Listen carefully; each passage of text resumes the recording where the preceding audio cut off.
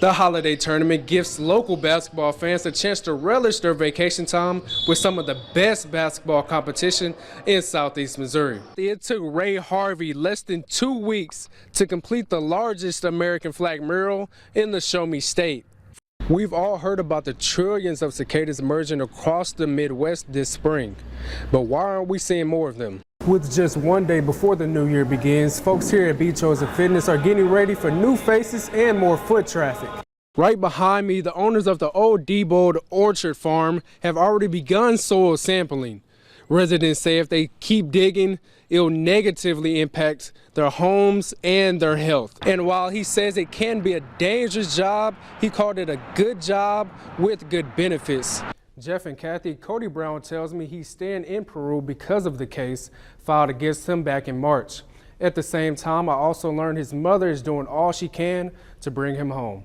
He let it be known that end of the school year events like graduation and prom will go on as planned. I just think that God placed it here because he knew I could find the person it goes to. Bonnie Hemming is talking about this wedding photo. She and her husband Doug found it in their front yard the morning after more than a dozen tornadoes ripped through the heartland on March 14th. Well, my heart sank for them because I knew if I had this in my hand, it meant that their house was probably destroyed. The couple owns Hemming Winery in Perry County.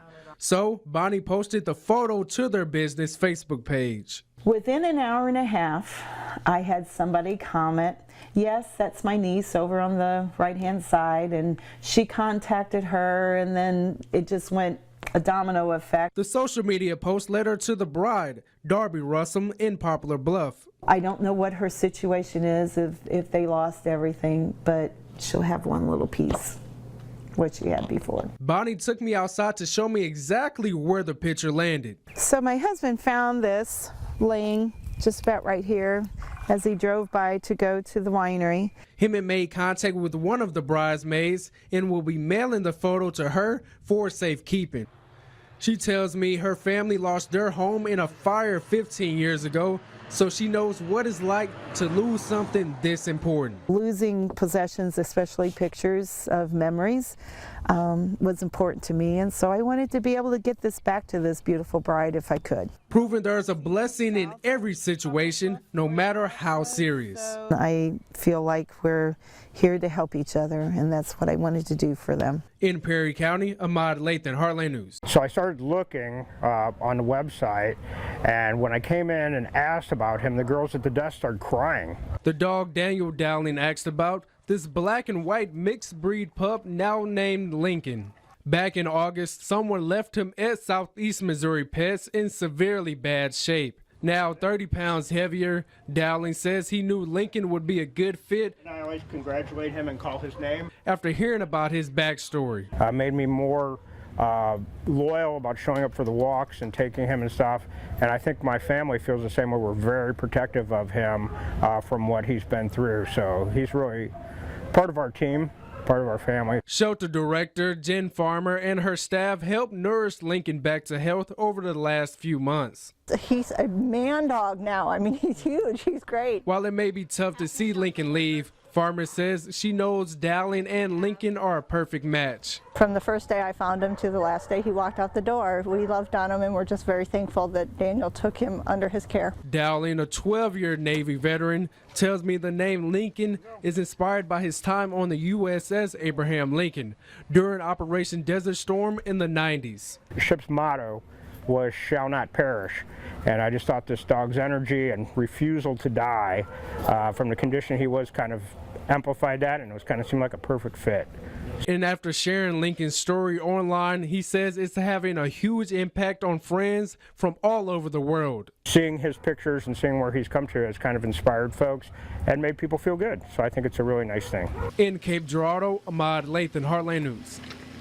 Then I saw the black cloud just like covering the sun, and instinct kicked in. I immediately knew what was going on. Bethany Atherton describes what she and her 3 daughters saw Wednesday afternoon when the critical mineral recovery plant exploded right next to her home. Atherton and her husband Joseph come back to their property Thursday.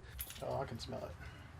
Joseph wears a respirator as he grabs what he can. Bethany says she scooped up her kids and went straight to her mom's house after it happened. We got off the premises as fast as humanly possible because I wasn't taking any chances. I mean, considering what the smoke plume looked like from aerial photos, etc., even inside of our home, fumes would have been getting in, and I can't imagine that situation. I happened to hear a loud explosion and heard the guys screaming, and it scared me. Kathy McDaniel and her husband Dave have lived right next door to the plant for the last few years. She says her home was filled with thick black smoke when it happened. And I was choking, and so I had to try to feel my way around to get dressed so I could get out of the house, and that's what I did. And then I just made sure all of my neighbors were gone, and I was the last one out of here. What were your initial thoughts to kind of seeing this big explosion right next door? That was the end of our house and the whole neighborhood, and hopefully not any people. Wayne James and his wife live down the street across from the battery plant. He questions what this could mean for his property now and if he wants to sell it in the future.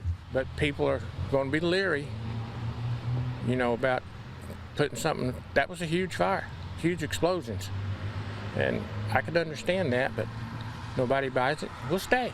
In Fredericktown, Ahmad Lathan, Heartland News. Yeah, that was the one on Seamers Drive was a little extreme. You usually don't see them that way. Brock Davis is the assistant director of Cape Girardeau's Public Works Department. He's talking about Sunday afternoon's road buckle on Seamers Drive.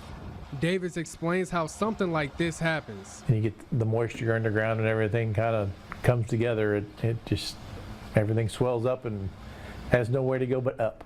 He says road buckles are not anything new during the summer. We have buckles in the streets every summer, but they're usually small. After speaking with Davis, I caught up with drivers around town. Shadari Thomas says he could not believe what he saw. Well, when I first saw it, I was looking online, so I thought it was like just some AI deal or something, Zach Payne works in the auto industry.